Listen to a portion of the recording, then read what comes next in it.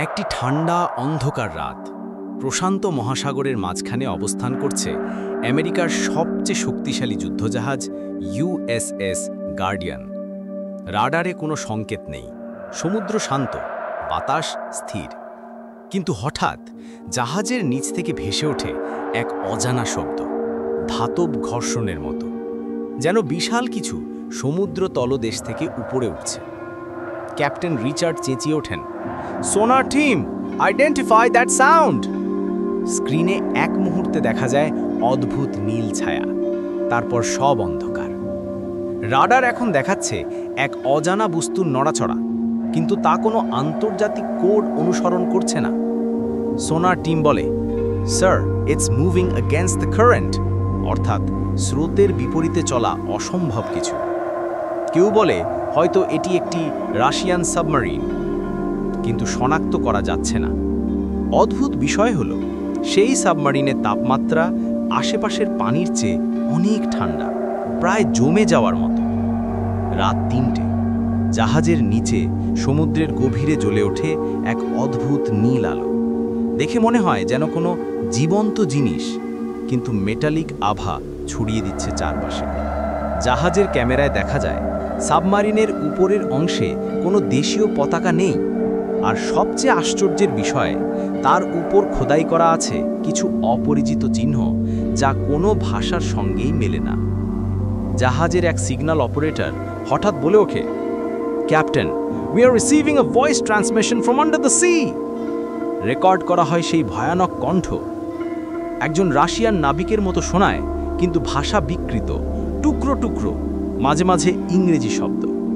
Help, we are under experiment. এরপরই সব কিছু নিস্তব্ধ। কিছু নাবিক শপথ করে বলেছিল তারা দূর থেকে সাবমারিনের ছায়ার মধ্যে মানুষের ছায়া নড়তে দেখেছে। তদন্তে জানা যায় ১৯৮৭ সালে সাইবেরিয়ার কাছাকাছি এক রাশিয়ান সাবমারিন K-129 হঠাৎ হারিয়ে যায়। সেই সাবমারিনে ছিল এক বিশেষ প্রযুক্তি, অ্যাকোস্টিক স্টেলথ ড্রাইভ, যা সাগরের শব্দে অদৃশ্য হয়ে যেতে পারত। কিন্তু সেই প্রকল্প বাতিল হয় রহস্যজনক দুর্ঘটনার পর।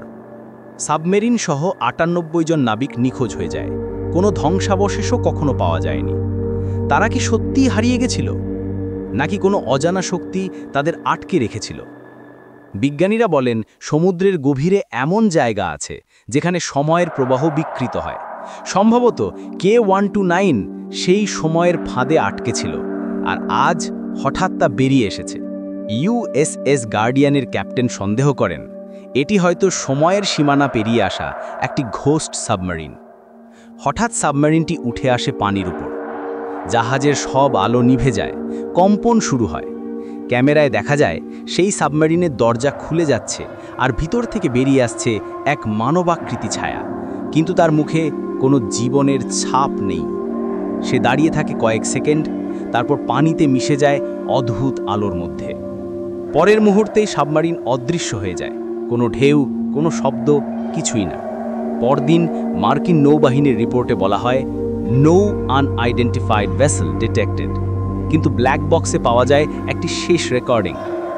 Captain Richard, we saw them, they were not from our time.